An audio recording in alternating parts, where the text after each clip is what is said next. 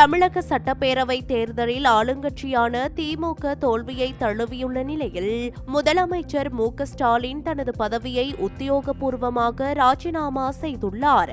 நேற்றைய தினம் வெளியான தேர்தல் முடிவுகளில் முதலமைச்சர் ஸ்டாலின் மற்றும் முக்கிய அமைச்சர்கள் தோல்வியடைந்ததை தொடர்ந்து அவர் தனது ராஜினாமா கடிதத்தை ஆளுநருக்கு அனுப்பி வைத்துள்ளார். இந்த தேர்தலில் 73 இடங்களை மட்டுமே திமுக கூட்டணி கைப்பற்றியுள்ள நிலையில் முதன்முறையாக களம் கண்ட நடிகர் விஜயின் தமிழக வெற்றிக் கழகம் 108 இடங்களில் வெற்றி பெற்று வரலாற்று சாதனையை பதிவு செய்துள்ளது. இன்று சென்னை பனையூரில் உள்ள தலைமை அலுவலகத்தில் நடைபெற்ற தவேக சட்டமன்ற உறுப்பினர்களின் கூட்டத்தில் விஜயின் பெயர் ஏகோபித்த ஆதரவுடன் சட்டமன்ற குழு தலைவராக முன்மொழியப்பட்டு தேர்வு செய்யப்பட்டுள்ளது. இதனைத் தொடர்ந்து ஆட்சி அமைக்க தங்களுக்கு அழைப்பு விடுக்குமாறு ஆளுநர் ராஜேந்திர விஸ்வநாத் அர்லேக்கருக்கு விஜய் மின்னஞ்சலூடாக கடிதம் அனுப்பியுள்ளார். சட்டசபையில் பெரும்பான்மையை நிரூபிக்க 14 நாட்கள் அவகாசம் கோரியுள்ள அவர் மே 7ஆம் தேதிக்கு முன்னதாகவே முதலமைச்சராக பதவியேற்கக்கூடும் என எதிர்பார்க்கப்படுகிறது. இதனிடையே தமிழகத்தில் நிலவும் அரசியல் சூழல் குறித்து சட்ட வல்லுநர்களுடன் ஆலோசனை நடத்துவதற்காக ஆளுநர் அவசரமாக சென்னை திரும்ப உள்ளமை குறிப்பிடத்தக்கது.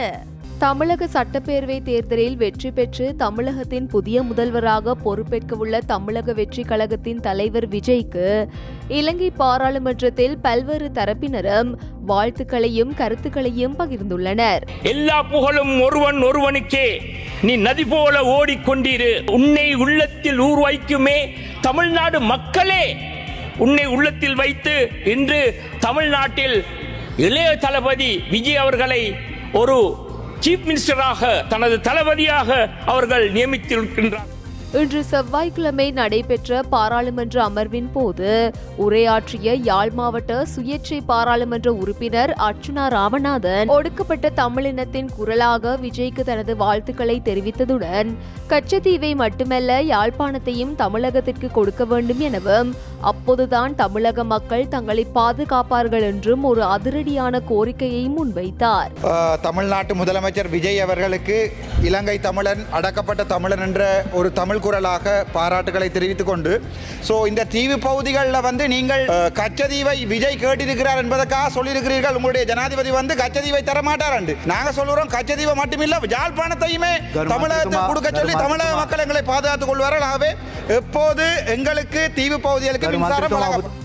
இதேவேளை இலங்கை தமிழரசு கட்சியின் பாராளுமன்ற குழு தலைவர் சாணக்கியன் ராசமாணிக்கம் விஜயின் வரலாற்று சாதனைக்கு தனது வாழ்த்துக்களை தெரிவித்ததோடு ஈழத் தமிழர்களின் பிரச்சினைகள் குறித்து இந்திய மற்றும் தமிழக அரசுகளுடன் இணைந்து செயற்பட தயாராக இருப்பதாகவும் குறிப்பிட்டார். வரலாற்று சாதனை படைத்த தமிழக வெற்றி கழகத்தினுடைய தலைவர் தளபதி விஜய் அவர்களுக்கு என்னுடைய வாழ்த்துக்களை முதலாவது இந்த பாராளுமன்றத்தை நான் தெரிவித்துக் கொள்கின்றேன். தமிழ்நாடு மக்களோடும் தமிழ்நாடு அரசோடும் ஈழத் தமிழருடைய பிரச்சனைகள் சம்பந்தமாக நாங்கள் வேலை செய்வதற்கு காத்துக் கொண்டிருக்கிறோம் என்ற செய்தியும் சொல்லி, இருப்பினும் கச்சத்தீவு விவகாரம் தொடர்பில் விஜயின் நிலைப்பாட்டை விமர்சித்துள்ள ஸ்ரீலங்கா பொதுஜன பெரமுனவின் தேசிய அமைப்பாளர் நாமல் ராஜபக்ஷ ආරාධනා කරන ලබන අවුරුද්ද පෙබරවාරි මාර්තුවල කච්චතීව මංගල්‍යය තියෙනවා මතක තබා ගත යුතුයි රංගපානට වඩා වෙනස් දේශපාලනය. මේක යථාර්ථයට මුහුණ දෙන්න ඕනේ. ඒ චිත්‍රපටය හරි ලේසි. கச்சத்தீவு என்பது இலங்கையின் இறையாண்மைக்கு உட்பட்ட ஒரு பகுதி என்பதை விஜய் நினைவில் கொள்ள வேண்டும் என சுட்டிக்காட்டியுள்ளார். விஜய்க்கு தேவைப்பட்டால் ஒரு சுற்றுலா பயணியாக விசா அனுமதி பெற்று திருவிழாவில் கலந்து கொள்ளலாம் எனவும் சினிமாவில் நடிப்பது போன்றதல்ல யதார்த்த அரசியல் என்பதை அவர் புரிந்து கொள்ள வேண்டும் எனவும் நாமல் ராஜபக்ஷ வலியுறுத்தினார். இதற்கிடையில் கிழக்கு மாகாணத்தின் கிண்ணியா பகுதியிலும் விஜயின் வெற்றியை முன்னிட்டு இளைஞர்கள் கேக் வெட்டியும் பதாகைகளை ஏந்தியும் உற்சாகமாக கொண்டாட்டங்களில் ஈடுபட்டமை குறிப்பிடத்தக்கது.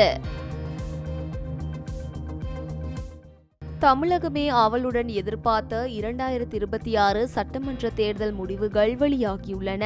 தமிழக அரசியல் வரலாற்றை தலைகளாக மாற்றும் வகையில் நடிகர் விஜயின் தமிழக வெற்றிக் கழகம் 108 தொகுதிகளில் அபார வெற்றி பெற்று தனிப்பெரும் கட்சியாக உருவெடுத்துள்ளது. இறுதி முடிவுகளின் அடிப்படையில் தமிழக வெற்றிக் கழகம் 108 இடங்கள், திமுக கூட்டணி 74 இடங்கள், அதிமுக கூட்டணி 53 இடங்கள் பெற்றுள்ளன. ஆட்சியை பிடிக்க 118 இடங்கள் தேவை என்ற நிலையில் தவேகவிற்கு தற்போது 10 இடங்கள் குறைவாக உள்ளன. இருப்பினும் சட்டமன்றத்தில் அதிக இடங்களை பெற்ற தனிப்பெரும் கட்சி என்ற அந்தஸ்தை தாவேக பெற்றுள்ளது. தேர்தல் முடிவுகள் வெளியானதை தொடர்ந்து தாவேக தலைவர் விஜய் தமிழக ஆளுநர் ராஜேந்திர விஸ்வநாத் அர்லேகருக்கு மின்னஞ்சல் மூலம் கடிதம் அனுப்பியுள்ளார். அதில் தனிப்பெரும் கட்சி என்ற அடிப்படையில் தங்களை ஆட்சி அமைக்க அழைக்க வேண்டுமென்றும் 2 வார காலத்திற்குள் சட்டசபையில் தனது பெரும்பான்மையை நிரூபிக்க தயாராக இருப்பதாகவும் அவர் குறிப்பிட்டுள்ளார். தற்போதைய சூழலில் ஆட்சி அமைக்க தேவையான 118 இடங்கள் இன்னும் 10 முதல் 12 இடங்கள் தாவேகவிற்கு தேவைப்படுகின்றன. இதற்காக மற்ற கூட்டணிகளில் உள்ள சில கட்சிகளின் ஆதரவை விஜய் பெறுவார் என எதிர்பார்க்கப்படுகிறது. அரசியல் வட்டாரங்களின்படி திமுக கூட்டணியில் உள்ள காங்கிரஸ், கம்யூனிஸ்ட் அல்லது தேமுதிக கட்சிகள், அதிமுக கூட்டணியில் உள்ள பாமக இந்த கட்சிகள் விஜய்க்கு ஆதரவு அளிக்க முன்வந்தால் தமிழக அரசியல் வரலாற்றில் 20 ஆண்டுகளுக்கு பின்னர் ஒரு கூட்டணி ஆட்சி அமைவது உறுதியாகும் என இந்திய ஊடகங்கள் செய்தி வெளியிட்டுள்ளன.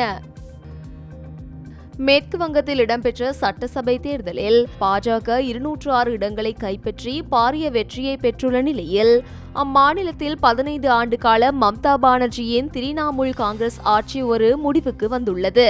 இந்த தேர்தலில் அனைவரது கவனத்தையும் ஈர்த்த விடயமாக கொல்கத்தா ஆர்ஜிகர் மருத்துவமனையில் கடந்த ஆண்டு ஆகஸ்ட் மாதம் படுகொலை செய்யப்பட்ட பெண் பயிற்சி மருத்துவருக்கு நிதி கோரி போராடிய அவரது தாயார் ரத்னா தேவ்நாத் பாஜக சார்பில் போட்டியிட்டு மாபெரும் வெற்றி பெற்றுள்ளார். திரிணாமுல் காங்கிரசின் அசைக்க முடியாத கோட்டையாக கருதப்பட்ட பானிஹட்டி தொகுதியில் களமிறங்கிய அவர் 87,977 வாக்குகளை பெற்று தனது எதிரணியை சேர்ந்த தீர்த்தங்கர் கோஷை 28,836 வாக்குகள் வித்தியாசத்தில் வீழ்த்தியுள்ளார். கடந்த 20 ஆண்டுகளாக நிர்மல் கோஷ் வசமிருந்த இந்த தொகுதியை தற்போது ரத்னா தேவ்நாத் தன்வசப்படுத்தியுள்ளமை திரிணாமுல் காங்கிரசிற்கு பெரும் பின்னடைவாக பார்க்கப்படுகிறது. ஆர்ஜிகர் மருத்துவமனை சம்பவத்தின் போது குற்றவாளிகளை மாநில அரசு பாதுகாப்பதாக எழுத குற்றச்சாட்டுகள் மற்றும் மக்கள் மத்தியில் ஏற்பட்ட அதிருப்தி ஆகியவை மம்தா பானர்ஜியின் வீழ்ச்சிக்கு முக்கிய காரணமாக அமைந்துள்ளதாக அரசியல் விமர்சகர்கள் கருதுகின்றனர். மகளை இழந்த துயரத்திலும் நீதிக்காக போராடி மக்கள் ஆதரவுடன் சட்டமன்றத்திற்கு தெரிவாகியுள்ள ரத்னா தேவ்நாத்தின் இந்த வெற்றி தற்போது இந்தியா முழுவதும் பேசுபொருளாகியுள்ளது.